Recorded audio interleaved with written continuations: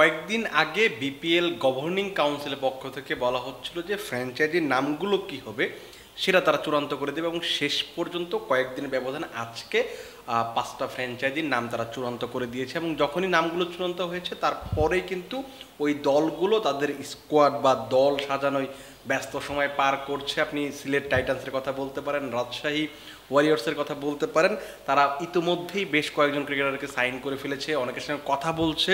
এরকম যখন পরিস্থিতি, এই ব্যাপারগুলো আমরা আসলে আপনার সঙ্গে আলোচনা করবো যে কাকে কোন দল সাইন করাচ্ছে, কাদের সঙ্গে কাদের আলোচনা চলছে, সেই ব্যাপারগুলো আপনাদেরকে জানাবো। আমি মমিনুল ইসলাম আছি আপনাদের সঙ্গে, এবং আমার সঙ্গে আছেন আমার সহকর্মী মোহাম্মদ সাদমান। সাদমান ভাই, আপনাকে স্বাগত। শুরুতে আমরা একটু আলোচনাটা করতে চাই যে আসলে নামগুলো নিয়ে, কারণ অনেকদিন ধরেই বেশ একটা গুঞ্জন ছিল যে কি নাম হয়, কিভাবে কি হয়।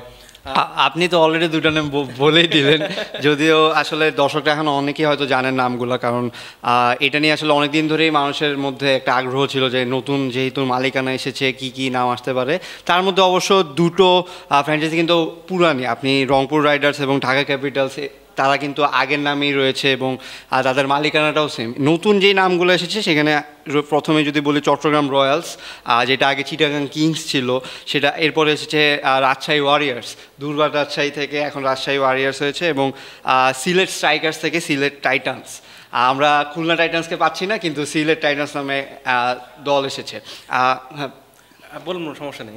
না, এইখানে মালিকানায় কিন্তু আসলে এই তিনটা দলেরই কিন্তু পরিবর্তন হয়েছে। সো সেখানে যেহেতু পরিবর্তন এসেছে, তাদের দলের নামে পরিবর্তন হয়েছে, এটাই আগে কথা ছিল। এখন আসলে যে তারা কিন্তু অফিসিয়ালি কাজ শুরু করছে যে নতুন নামে কি কি প্লেয়ার আসবে বা কি কি হচ্ছে সেই সব ব্যাপারে। আমি যেটা বলতে চাচ্ছিলাম সেটা হচ্ছে যে নতুন নামের কথা বলছিলাম, যে নতুন নাম এসেছে, কিন্তু এই নামগুলো আসলে পুরনোই। আপনি আসলে এক্সচেঞ্জ করার খুব বেশি সুযোগ নেই। আমরা সিলেট রয়্যালসকে দেখেছি, রাজশাহী রয়্যালস খুব সম্ভবত একটা ফ্র্যাঞ্চাইজি ছিল। আপনি টাইটান্সের কথা বললেন, খুলনা টাইটান্স। আমি যখন লিখছিলাম তখন আমার বারবার শুধু ওই সিলেট টাইটান্স লিখতে গিয়ে আবার বারবার হচ্ছিল খুলনা টাইটান্স লিখতে হচ্ছিল। আপনি আরেকটা দল রাজশাহী ওয়ারিয়র্স, আমরা কুমিল্লা ওয়ারিয়র্স দেখেছি।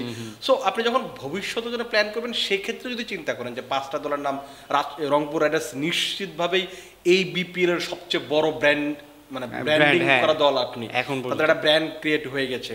ঢাকা ক্যাপিটালস, আপনি যদি, যেহেতু ঢাকা বাংলাদেশের ক্যাপিটালস, তো সেটার সঙ্গে আপনার নামটা হয়তো খুব সাদৃশ্য। কারণ আমরা এর আগে দেখেছি ঢাকা গ্ল্যাডিয়েটর্সকে দেখেছি, ঢাকা ডাইনামাইটসকে দেখেছি, আরো বেশ কয়েকটা দল ছিল, কিন্তু এগুলো আসলে খুবই প্রমিনেন্ট আকারে ধারণ করছে। আপনার কি মনে হচ্ছে ঢাকা ক্যাপিটালস ওই জায়গাটাতে যেতে পারবে? পাশাপাশি যে 3টা নাম নতুন করে এসেছে, এরা আসলে এস্টাবলিশমেন্টটা করতে পারবে কিনা, মানে ভবিষ্যতের দিকে যদি আপনি চিন্তা করেন, সিলেট টাইটান্স নামটা, চট্টগ্রাম রয়্যালস কিংবা হচ্ছে রাজশাহী ওয়ারিয়র্স। না, এখানে আপনার এই যে ফ্র্যাঞ্চাইজির যেই জিনিসটা আমাদের মিসিং রয়েছে সেটা হচ্ছে আমরা ব্র্যান্ড ক্রিয়েট করতে পারছি না। কারণ আপনি দেখবেন যে প্রত্যেক সিজন পরে এই যে আপনি রংপুর বরিশাল বা কুমিল্লা যখন ছিল, তারা বাদে যারা আছে তারাই 2-1 সিজন পরে কিন্তু নতুন নতুন মালিকানা আসছে, এবং তার ফলে কিন্তু নাম চেঞ্জ হয়ে যাচ্ছে।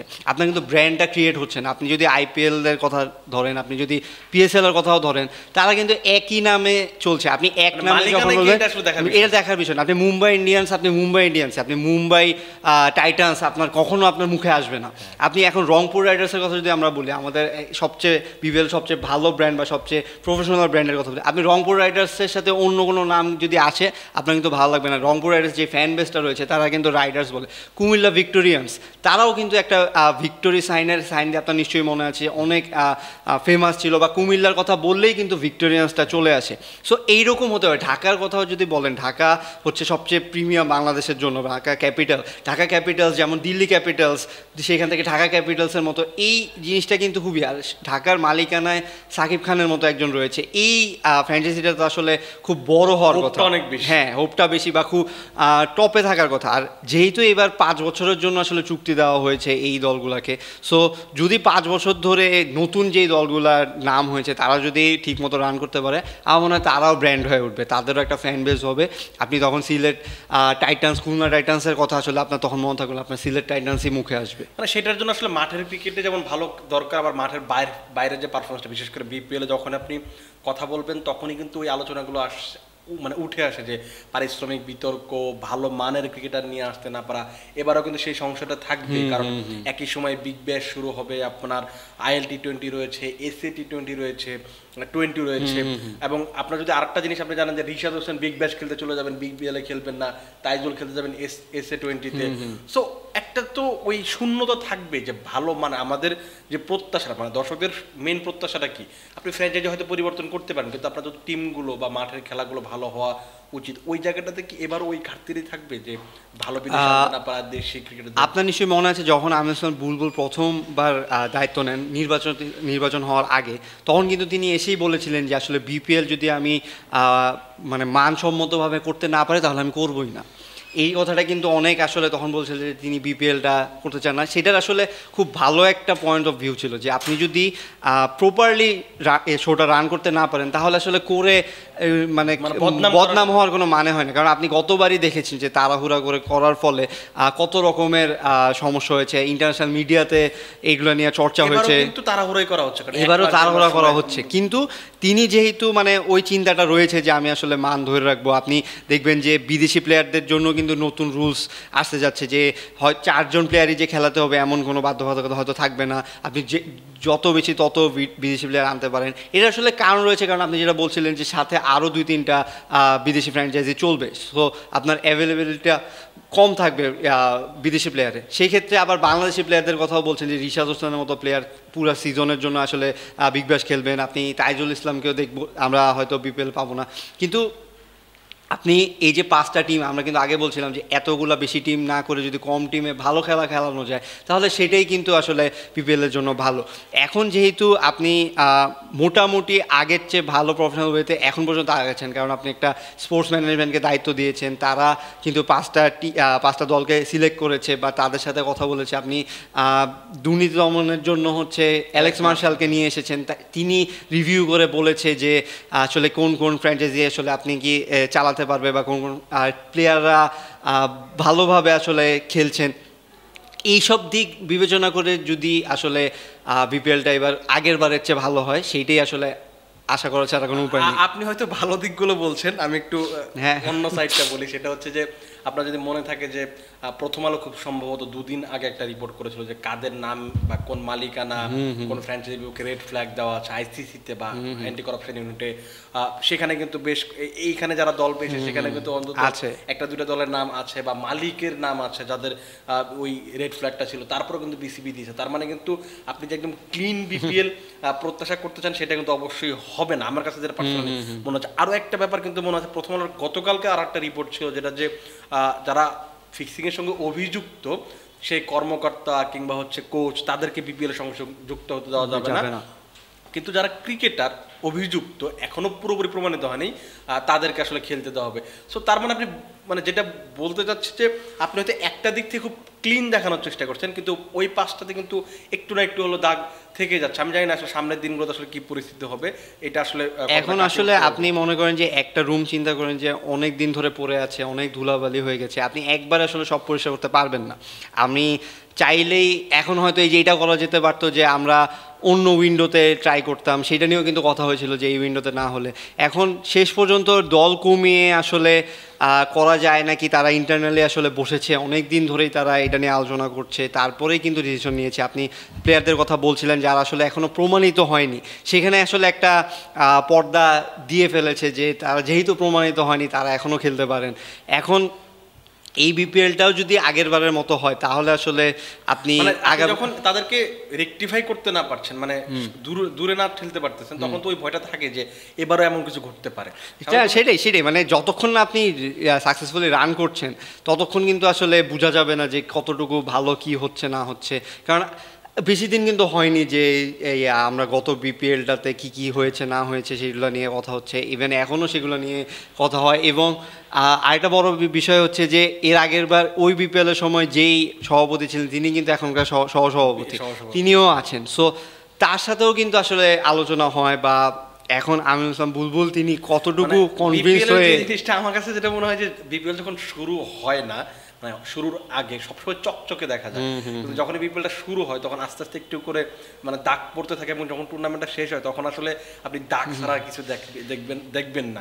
তো আমরা প্রত্যাশা করবো যে এই বিপিএল থেকে আসলে ওই জিনিসটা ঘটবে না, তুলনামূলক বেটার বিপিএল। আপনি এখন আপনি যদি দেখেন যে প্লেয়াররা বেশি বেশি এই জিনিসটা তো আসলে পুরোটাই টাকার খেলা, পুরোটাই হচ্ছে পেমেন্ট বা অন্যান্য বিষয়। এখন বিদেশি প্লেয়ার যেই আসুক, সে যদি কোনো কমপ্লেন না করে, বা তাদের আমরা যে জিনিসটা চাই যে প্র্যাকটিসটা শুরু করা, যে পেমেন্টটা টুর্নামেন্ট শুরুর আগেই যেভাবে বলা আছে সেভাবেই দিয়ে দেওয়া, প্লেয়ারগুলোকে আসলে এইভাবে পেমেন্ট না দিয়ে ঝুলিয়ে না রাখা, এই জিনিসগুলোর প্র্যাকটিসও যদি হয়, আপনি যদি আমরা এই প্র্যাকটিসগুলোও যদি শুরু করতে পারি, তাহলে হয়তো বলতে পারবো যে সামনে কয়েক বছরে হয়তো এই বোর্ডের আন্ডারে একটা চেঞ্জ আসলেও আসতে পারে। সো শুরু আসলে না হচ্ছে ভালো, দুইটারই আসলে খারাপ ভালো মন্দ আছে। আমরা আরেকটা ব্যাপার নিয়ে আলোচনা করবো, যে যেহেতু ফ্র্যাঞ্চাইজিগুলোর মানে মালিকানা ঘোষণা করা হয়েছে, নতুন নাম ঘোষণা করা হয়েছে, দলগুলোর কিন্তু মোটামুটি গোছানোর একটা প্রচেষ্টা চলছে। আমরা যতটুকু আলোচনা শুনতে পেয়েছি যে কজন দেশি ক্রিকেটার থাকবে, কতজন বিদেশি ক্রিকেটার, সেটা নিয়ে মোটামুটি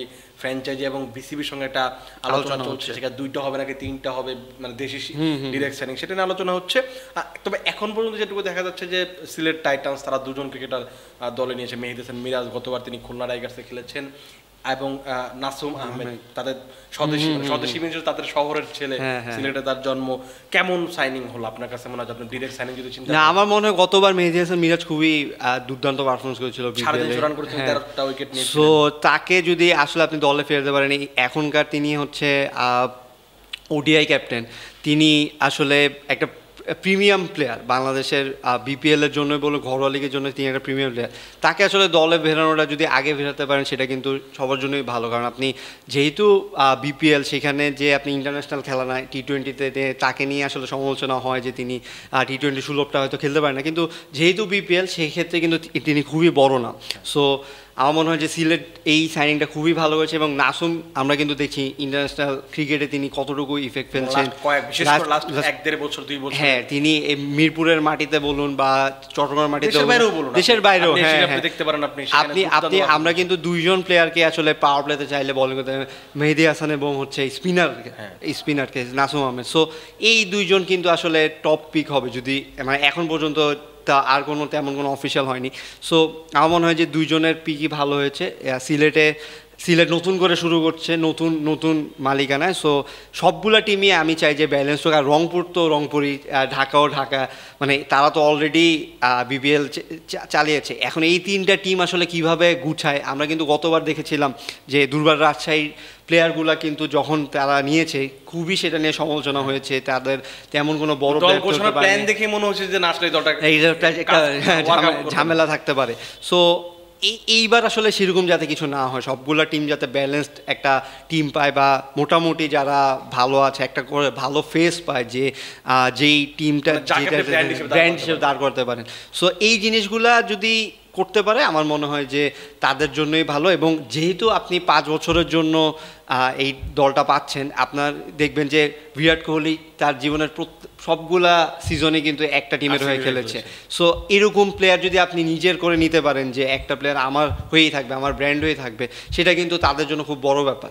সো এই সিজনটাতে আসলে বোঝা যাবে যে কতটুকু ভালোভাবে তারা চালাচ্ছে, ইনভেস্ট করবেন কিভাবে, কি মানে এটা একটা অনেক কিছুর মাথায় থাকবে, কারণ যখন ড্রাফটটা হবে এটা হয়তো থাকবে। আরেকটা ব্যাপার হচ্ছে যে রাজশাহীর সঙ্গে আলোচনা হচ্ছে, তানজিদ হাসান তামিমের মোটামুটি ক্লোজ টু হয়তো ডিলটা হয়েও যেতে পারে, এরকম একটা। এবং আরো কয়েকটা ফ্রেন্ডের সঙ্গে তার আলোচনা চলছে।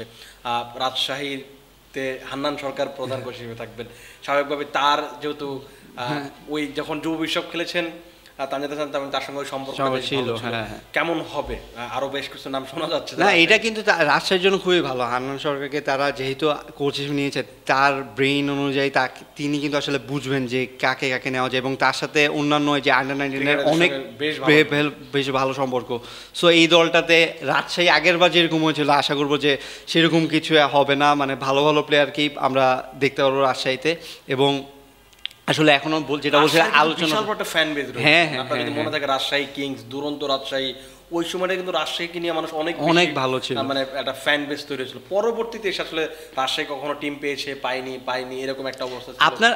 আপনি দেখেন, আপনি কোনো একটা এরিয়া ওয়াইজ যখন টিম নাম হচ্ছে তখন অলরেডি কিন্তু আপনি সেই ফ্যান হয়ে যাচ্ছেন। আপনার রাজশাহীকে গেলে কিন্তু আপনি সিলেটের ফ্যান পাবেন না, আপনি আপনার শহরকে সাপোর্ট করবেন। এখন এই দায়িত্বটাই হচ্ছে মালিকদের, যে আপনি কত ভালোভাবে টিম নিতে পারছেন, কত, কারণ এইটার দায়বদ্ধতা তো কিন্তু আপনার উপরেই আসছে, যে আপনি একটা নাম নিয়েছেন, আপনি ঢাকার নাম নিয়েছেন, মানে ঢাকা পুরা ফ্যান বেসটা আপনার। আপনি যদি সেই ফ্যান বেস খুশি করতে পারেন, রিপ্রেজেন্ট করতে পারেন, আপনারই কিন্তু আসলে আলটিমেটলি লাভ। সো সেই সব কথা চিন্তা করে আমার মনে হয় দেওয়া যে আমাদের যেহেতু আসলে এরকম ফ্যাসিলিটিস নেই যে আমরা প্রত্যেক শহরে একটা করে স্টেডিয়াম আছে, সেই স্টেডিয়ামে যদি যেতেন তাহলে আপনি দেখতেন, আপনি সিলেটে যখন যান, চট্টগ্রামে যখন যান, তখন কিন্তু হোম ভেন্যু হিসেবে সব হাউসফুল থাকে সবসময়। সো এই অন্যান্য এরিয়ার যদি, অন্যান্য জেলার যদি এই স্টেডিয়ামগুলো থাকতো, আমরা কিন্তু সেখানেও এইভাবে দেখতাম। কিন্তু আপনি কিন্তু যদি স্টেডিয়াম নাও পান, আপনি এই রাজশাহী দর্শকরা, রাজশাহী যারা রয়েছে তারা কিন্তু রাজশাহীকেই সাপোর্ট করবে।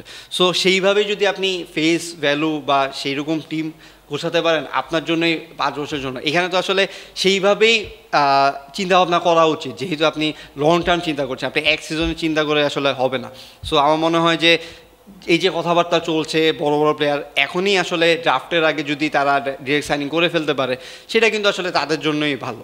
দেখা যাক আসলে কি করতে পারে। এবং যেহেতু আগামী 17 নভেম্বর হচ্ছে ড্রাফট হবে, তার আগে নিশ্চিতভাবে আমরা 5টা দলের অন্তত 10 জন বা 15 জন দেশি ক্রীড়া সম্পর্কে জানবো, যে কে কোন দলে খেলছে, সেটা তো অবশ্যই আমরা জানার চেষ্টা করবো। সাধন ভাই আপনাকে ধন্যবাদ। দর্শক আপনাদেরকেও ধন্যবাদ। আমরা চেষ্টা করবো যে বিপিএল সম্পর্কিত যে তথ্যগুলো আছে যত বেশি আপডেটেড আপনাদেরকে রাখা যায়, যত বেশি আপনাদেরকে জানানো যায়। আপনারা জানাতে পারেন কমেন্ট বক্সে যে দলগুলোর নাম কেমন হলো, আপনি কোন জায়গা থেকে কোন দলকে সমর্থন করবেন, এবং আপনার দলে কাকে কাকে দেখতে, কোন কোন ক্রীড়াকে দেখতে চান, সেটা কিন্তু আপনারা কমেন্ট বক্সে জানাতে পারেন। আপাতত আপনারা ভালো থাকুন, সুস্থ থাকুন এবং ক্রিক ফ্রেন্ডজির সঙ্গে থাকুন।